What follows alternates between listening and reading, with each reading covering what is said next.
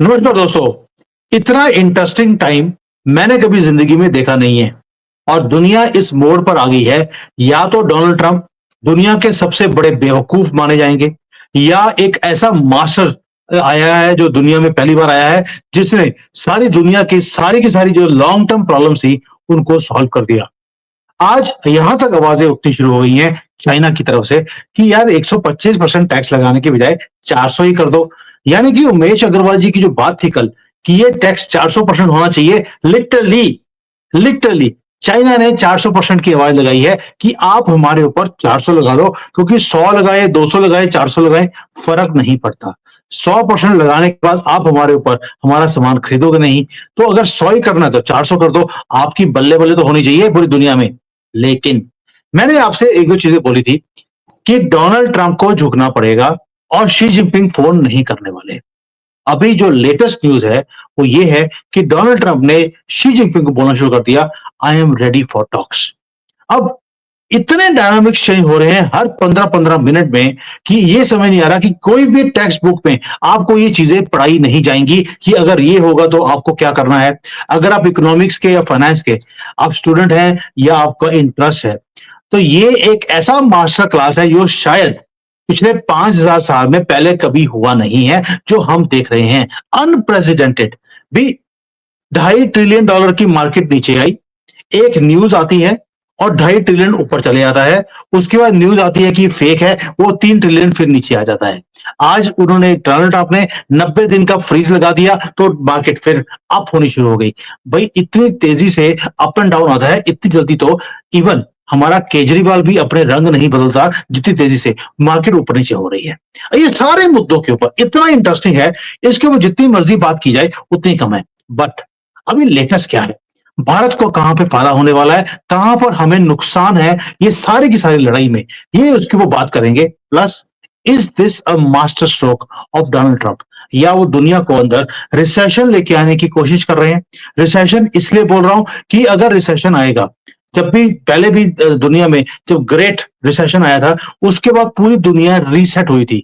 पूरे अलायंसेस नए बने थे, नए दादा दुनिया में क्रिएट हुए थे। पुराने वालों की हिस्ट्री वो बिल्कुल खत्म हो गई थी, हिस्ट्री भी और ज्योग्राफी भी। क्या डोनाल्ड ट्रंप वही करना चाहते हैं या इसके पीछे और बड़ा प्लान है? ये सारे मुद्दों पे बात करेंगे डिटेल में हमारे जाने पहचाने उमेश जी के साथ। उमेश जी, जय सिया राम। जय सिया राम। सर, इतना ज्यादा मैं फाइनेंस को और इकोनॉमिक्स को मैं पढ़ता भी हूँ और मैं स्टूडेंट भी हूँ, और यहाँ पर मैं जो चाइना में अभी मजाक उड़ने लग गया है डोनाल्ड ट्रंप का। मैं मानता हूं डोनाल्ड ट्रंप का मजाक तो दुश्मन कंट्री बनाई गई, जैसे हम लोग पाकिस्तान को उड़ाते हैं। लेकिन आज इन्होंने बोल दिया यार देख तुम 100 कभी 104 कभी 125 सीधे 400 कर दो ना। क्या शी जिनपिंग ने हमारी वीडियो देखनी शुरू कर दी क्या? देखिए सर, जब नवंबर 5 को ये इलेक्ट हुए थे, मैंने उसी दिन बोल दिया था कि this will be the moment of Trumpism, Trump economics, Trumponomics की बात की थी, आप सबको याद होगा। और मैंने ये भी बोला है कि आपके सारे टेक्निकल, आपके चार्टिस्ट, आपके टेक्निकल एनालिस्ट सब लोग फेल हो जाएंगे, क्योंकि दुनिया चलेगी डोनाल्ड ट्रंप के हिसाब से। आपको याद है मैंने बोला था 1461 दिन का रूल होगा इनका, और आज आपको मालूम है अप्रैल 10 हुआ है। ठीक है, तकरीबन जनवरी 20 से अगर आप हिसाब लगा के देख लें, तो मेरे हिसाब से अप्रैल 30 को इनके 100 दिन कंप्लीट होंगे। तो ये 80 दिन हुआ है। तो 1461 दिन में से 80 दिन हटा दीजिए, 1381 दिन और बाकी है। तो ये एक तरह से आपने जैसे बताया कि स्टॉक मार्केट गिरगिट के जैसे रंग बदल रहा है। ऐसा है तो गिरगिट भी आत्महत्या कर लेगा, बोलेगा इतना तो उसको भी शर्म आने लगी है। और केजरीवाल को डोनाल्ड बात ट्रंप, चाहिए। हाँ, डोनाल्ड ट्रंप को भी एक तरह से डोनाल्ड ट्रंप ने जिस हिसाब से क्लासिक मैनिपुलेशन कर रहे हैं, क्योंकि जो अब ये आप समझ जाइए, ये एक बिजनेसमैन। लोग भले ही इनको बुरा बोले, इनको उससे कोई फर्क नहीं पड़ता। एंड ऑफ द डे इनको मालूम है इनके पैसे बनने चाहिए। अभी एक वीडियो ही आया था जिसमें वो अपने बिलियनर फ्रेंड्स को बता रहे थे, इसने इतने बिलियन कमाए, उसने उतने बिलियन कमाए, आप लोगों को मजा आया क्या? तो एक तरह से क्लासिक स्टॉक मार्केट मैनिपुलेशन है, भले ही आप मानो नहीं मानो, क्योंकि he is in the power और कोई बोलने वाला नहीं है। और नेक्स्ट 2 साल तक, जब तक मिड टर्म इलेक्शन नहीं होता है, ये दुनिया के बादशाह बने रहेंगे। तो अब जैसे देखिए जिन्होंने भी इनको फंड किया है, सबका पैसा इन्होंने वापस कर दिया। टैरिफ लगाया, इनको मेन टारगेट करना था चाइना को, जानबूझ के रेसिप्रोकल टैरिफ लेके आए, सब कंट्रीज़ को बोला, पूरा ड्रामा क्रिएट किया, फिर जो सारी कंट्रीज़ झुक गई इनके सामने, उसका एक पीआर किया और अब चाइना जैसे आपने बोला झुकेगा नहीं, चाइना झुक के करेगा क्या? क्योंकि अगर झुका चाइना तो अमेरिका उसका सर कलम कर देगा, ऑलरेडी उसकी इंडस्ट्री का भट्टा बैठा चुका है।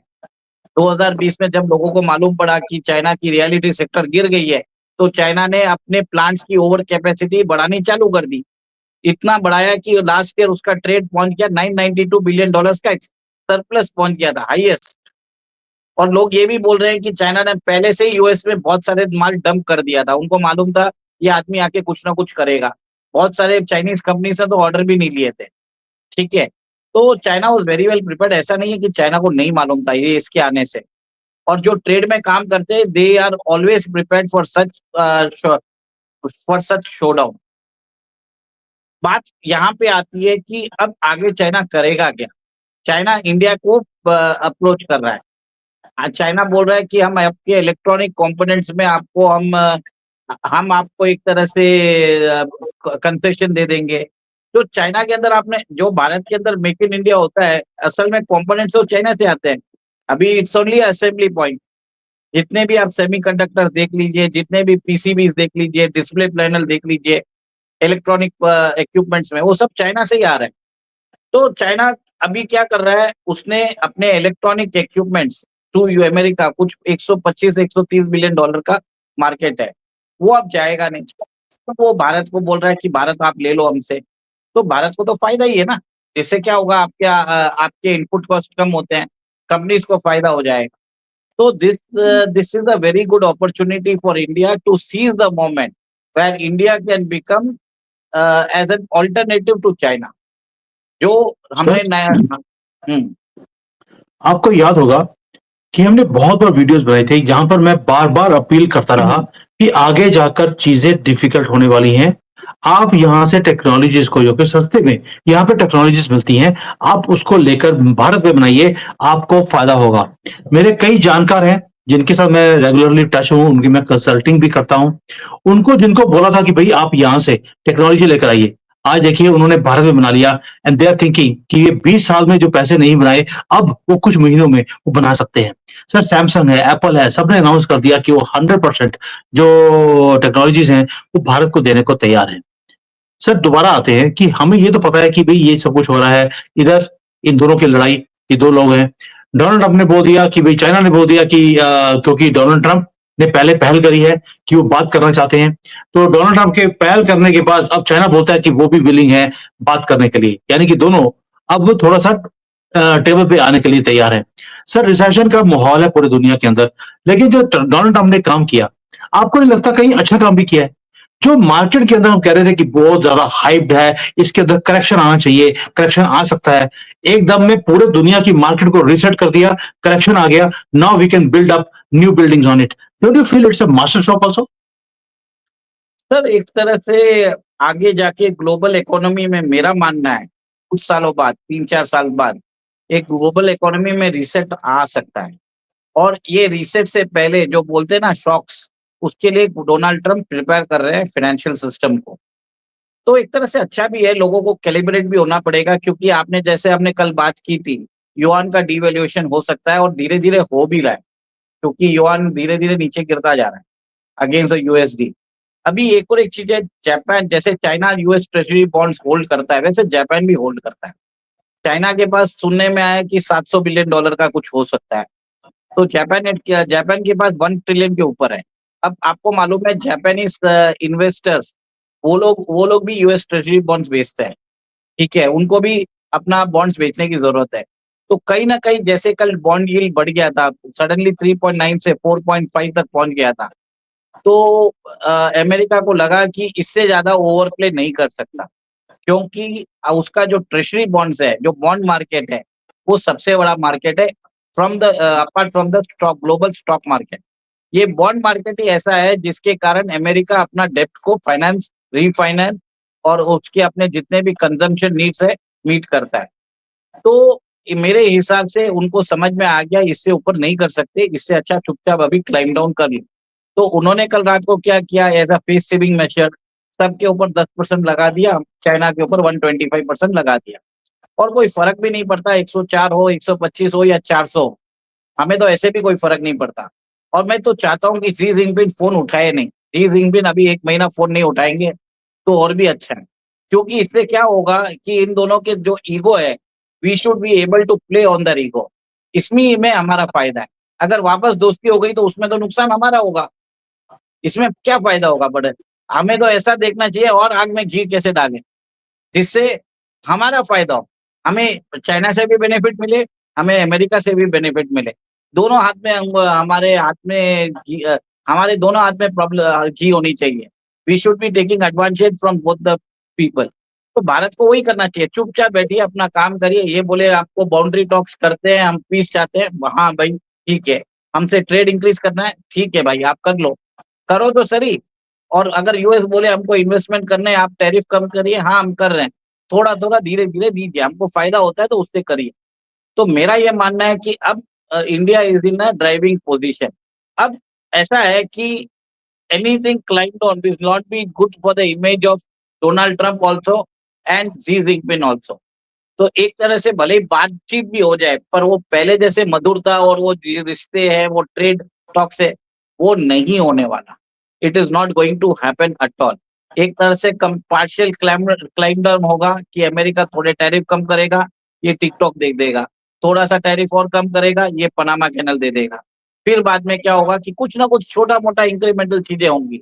बट आपको ये चीज़ आप ये मत भूलिए, अमेरिका का कल एक बड़ा प्लेन C-17 वो बगराम एयरबेस पे लैंड हो चुका है और उसमें बताया जाता है कि deputy chief of ISI sorry CIA was travelling in in this plane और कहीं न कहीं जाके वापस अमेरिका अपना बेस बना रहा है। और आप थोड़ी-सी दूर में वहाँ पे जिनजियांग प्रोविंस है, चाइना की जितनी भी न्यूक्लियर बॉम्ब्स है, न्यूक्लियर मिसाइल्स है, सब उधर ही है। तो अमेरिका को मालूम हो गया कि हम आराम से मॉनिटर कर सकते हैं चाइना को एक तरह से उनकी के बैकयार्ड में अगर अमेरिका वापस आ जाता है, तो इससे प्रॉब्लम चाइना को होगा, ईरान को होगा, पाकिस्तान को होगा, यहाँ तक भारत को भी होगा। क्योंकि सर चाइना अभी एक चीज, अभी जो क्योंकि कई अमेरिका लोग हैं, किसी का सगा नहीं है। बस बिल्कुल किसी का सगा नहीं है, लेकिन सर कई लोग बोलते हैं कि वो हमेशा बात करते हैं कि यार हमें बस देखना चाहिए कि हमें फायदा क्या होता है। बाहर में गया अमेरिका, बाहर में गया चाइना, ये लड़ते रहेंगे, हमें फायदा होता रहेगा। Yes, from a business point of view it is very good, but lot of things are not good also. अभी क्या हो रहा है कि डोनाल्ड ट्रंप ने जो किया, पूरा एक ब्लड हमने देखा, लोगों का आंसू निकलते देखे जब स्टॉक मार्केट नीचे गिर रही थी। लोगों को समझ नहीं आ रहा था कि उनकी सारी सेविंग्स जो स्टॉक मार्केट लगाया जिन्होंने पैसा, वो सारा खत्म हो गया। बट डोनाल्ड ट्रंप ने अगर चाइना से पंगा लिया है, तो डोनाल्ड ट्रंप ने एक और ऐसा काम किया जो किस दुनिया में कोई सोच नहीं सकता था। उन्होंने दोस्ती का हाथ रशिया की तरफ बढ़ाया है। उनको बोल दिया कि आपके पास लिथियम है, हम लिथियम एक्सट्रैक्ट कर सकते हैं आपके साथ। और जो मीडिया में दिखाया जाता है वो लड़ाई दिखाई जाती है यूएसए की और रशिया की, लेकिन पीछे वो दोस्ती जो है वो बनती जा रही है, एसोसिएशन बन रही है और युद्ध को रुकवाने की पूरी कोशिश है। आपको लगता है कि कहीं ना कहीं चाइना और अमेरिका ये दोनों भी फिक्स मैच खेल रहे हैं, दिखाने के लिए कुछ और है, पीछे से दोस्ती चल रही है जैसे रशिया के साथ चल रही है? You never know, in Jio politics everything is possible. देखिए चाइना का जो राइज़ हुआ है, वो अमेरिकन मनी के थ्रू ही हुआ है और अमेरिकन में अमेरिका का जो डीप स्टेट है, उन्होंने चाइना में बहुत पैसा लगाया है और वो बताया जाता है कम से कम $10 ट्रिलियन लगाया है। और जैसे चाइना के शी जिनपिंग ने जैसे क्लैम्प डाउन किया था, अलीबाबा पे, एंट ग्रुप पे और बाकी सब कंपनीज़ पे, तो चाइना के अंदर जो प्राइवेट एंटरप्राइज़ेज़ है, वो जो फल-फूल रहा था थ्रू अमेरिकन कैपिटल, वो खत्म हो चुका है। जिसके कारण अमेरिका के डीप स्टेट कंपनीज़ जो मिलिट्री इंडस्ट्रियल कॉम्प्लेक्स है, उनके हेज फंड्स हैं, उन जो फैमिली एंटिटीज़ है, उनको नुकसान हुआ है। सो एक तरह से Xi Jinping has become an untouchable for them. अब क्या हुआ है कि अब अमेरिका के अंदर शी जिनपिंग को कोई सपोर्ट करना नहीं चाहता और डोनाल्ड ट्रम्प को मालूम है कि अगर शी जिनपिंग को कंटिन्यू करने दिया कि अगर वो और 7-8 साल अगर चाइना का अगर वो राष्ट्रपति रह जाता है, तो अल्टीमेटली वो अमेरिका के ऊपर अमेरिका को एक्लिप्स कर देगा as a number 1 global power. Shipping industry में चाइना के हाथ में है। आज सबसे बड़ी शिपिंग इंडस्ट्री चाइना के पास है। लिथियम आप देख लीजिए वो चाइना के पास है। रेयर अर्थ मिनरल्स की रिफाइनिंग कैपेसिटी 70% चाइना के पास है। 90% हाई रेयर अर्थ एलिमेंट जिसमें वो प्लेन बनते हैं F-35 जैसे वो कंपोनेंट्स यूज करते हैं, उसका 90% कैपेसिटी चाइना के पास है। और आपको ये भी मालूम है कि चाइना के पास इंडस्ट्रियल कॉम्प्लेक्स है जो वो सिविलियन एंड मिलिट्री यूज के लिए दोनों के लिए यूज कर सकता है। तो एक तरह से रशिया एक तरह से अमेरिका को लगा कि अगर हम फ्यूचर में कोई वॉर करने जाएं चाइना के साथ तो हम तो ऐसे ही फंस जाएंगे क्योंकि हमारे पास ना तो वो कैपेसिटी है, रॉ मटेरियल भी नहीं है, रिफाइनिंग भी नहीं है। तो अब वो पड़ गया रॉ मटेरियल के पीछे। अब उसने रशिया के साथ दोस्ती कर ली। अभी भी इस्तांबुल में बात हो रही है रशिया और अमेरिका के बीच में सेकेंड राउंड ऑफ स्टॉक्स। और अभी रशियन डिफेंस इन्वेस्टमेंट फंड के चीफ अमेरिका में बैठे हैं, बोल रहे हैं कि अमेरिकन कंपनीज को कि यूरोपियन कंपनीज को जो जिन्होंने रशिया को लात मार के गए, आप वो सारी कंपनीज आप ले लीजिए, आप स्टार्ट कर लीजिए। तो एक तरह से रशिया भी खुल रहा है।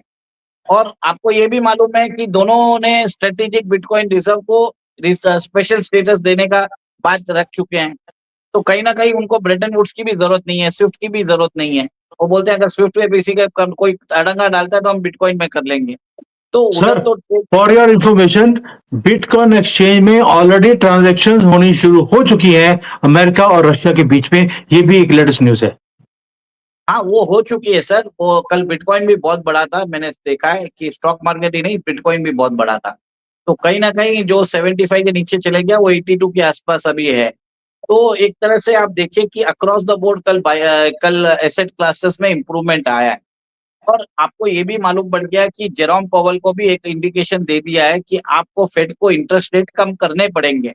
इन्फ्लेशन का कोई मतलब नहीं है क्योंकि इन्फ्लेशन ऐसे ही रहेगा। आपकी क्वांटिटेटिव टाइटनिंग से कोई फ़र्क नहीं पड़ा है। जितना हो सकता था वो हो गया।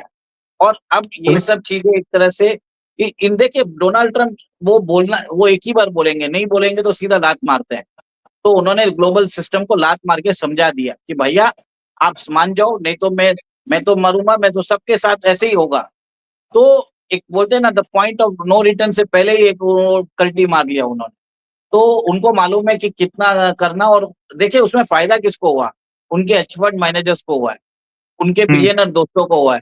तो जिन्होंने भी उसको फंडिंग की होगी फॉर द प्रेसिडेंसी, उनका एहसान चुका दिया। अभी बताया जाता है कि इलॉन मस्क भी डोनाल्ड ट्रम्प से दूर होने वाले हैं, क्योंकि इलॉन मस्क के जो डोनाल्ड ट्रम्प के जो ट्रेड एडवाइज़र है नोबोरो और इलॉन मस्क के बीच में तू-तू मैं हो गई है। और एक तरह से दोनों ने मतलब इतनी भद्दी गालियाँ दी है दोनों ने कि इलॉन मस्क ने मन बना लिया कि मैक्सिमम 2 महीने के नीचे वो डोज को छोड़ देंगे। तो कहीं न कहीं हमें भी अच्छा है। आप देखिए कि आज विवेक रामास्वामी कितना खुश हो रहे होंगे कि अच्छा हुआ ये दोनों लड़ रहे हैं, मैं बच गया। तो सर एक चीज़ इसमें ये बताता है कि अगर एक भारतीय रोड चीफ रहता तो प्रॉब्लम नहीं होती। बट आपने देखा है कि डोनाल्ड ट्रम्प ने अपनी शेख चिल्ली से इस इलॉन मस्क को बनाया, तो इलॉन मस्क ने खुद की कंपनी को ही डुबा दिया। कहाँ पे उसका शेयर $500 पहुँच गया था, अभी $220 पे आ गया है। तो सर आप ये देखिए कि कोई भी बिज़नेसमैन को पॉलिटिक्स में नहीं जाना चाहिए, ठीक है? ये एक सीख हमको हमको लेनी चाहिए। बट सर, यहाँ पे वो मैं एक अलग और बात है, वो अलग बात है कि किसी बिजनेसमैन को पॉलिटिशियन बनना चाहिए या नहीं बनना चाहिए। पॉलिटिशियन तो सारे बिजनेसमैन हैं। अगर वो काम हो सकता तो बिजनेसमैन पॉलिटिशियन क्यों नहीं हो सकता? मैंने साउथ कोरिया में बहुत काम किया है। वहां पर जो प्रेसिडेंट बनता है, जो बड़ी-बड़ी कंपनीज हैं, जैसे सैमसंग है, एलजी है, इनकी कंपनी के जो चेयरमैन होते हैं, उसी को प्रेसिडेंट बनाते हैं कि अगर ये इतनी बड़ी कंपनी को हैंडल कर सकता है, तो ये कंट्री की इकोनॉमी को भी हैंडल कर सकता है। मैन, मशीन, मनी सबको प्रॉपर्ली हैंडल करने की इसके पास एक्सपीरियंस है।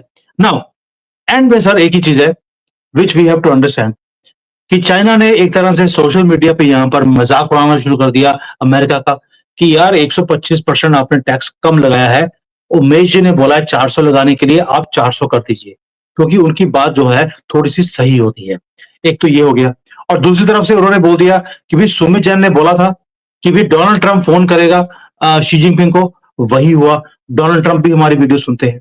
उन्होंने बोल दिया कि इसने बोला है, ये समझदारी की बात करता है, इसी में समझदारी है, कॉल मुझे ही करनी पड़ेगी। उन्होंने भी अपने सोशल मीडिया पे डाल दिया कि मैं बातचीत करने के लिए तैयार हूँ।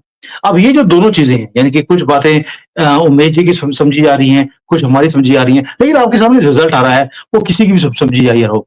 दुनिया में एक ही चीज है, मुझे पता नहीं क्यों अंदर की गट फीलिंग है कि लड़ाई दिखाने के लिए है कि अमेरिका और चाइना लड़ रहे हैं।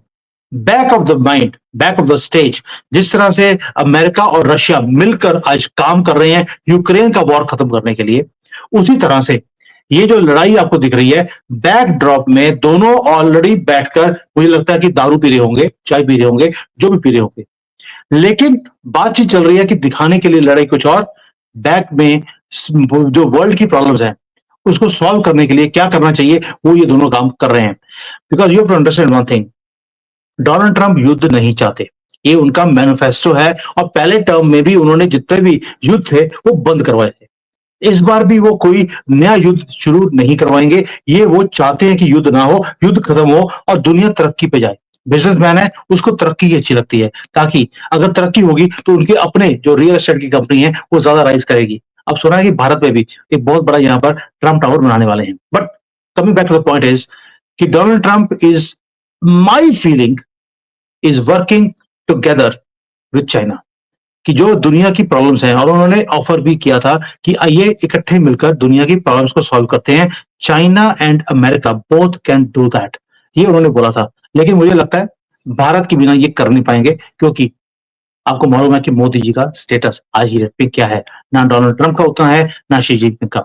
Let's see what is happening, this is my gut feeling. और अभी तक बाय गॉड्स ग्रेस जितनी भी गट फीलिंग आई है वो हमेशा ऐसे ही होती हुई दिखाई देती है आपको, और बाद में जाके पता लगता है कि यार ये तो मैच फिक्स था। यानी कि उमेश जी ने पहले बताया था ऑलरेडी 1 साल पहले कि अमेरिका और रशिया दोनों यूक्रेन के वॉर में कबड्डी खेल रहे हैं इकट्ठे मिलकर, एक ही टीम का पार्ट है, और दूसरी साइड पर यूक्रेन है। और आपको दिखाई देता है आज की डेट में कि रशिया और अमेरिका दोनों मिलकर इस युद्ध को रुकवाने के लिए पूरी मुहिम चला रहे हैं, और ट्रेड की बातें कर रहे हैं एक दूसरे के साथ।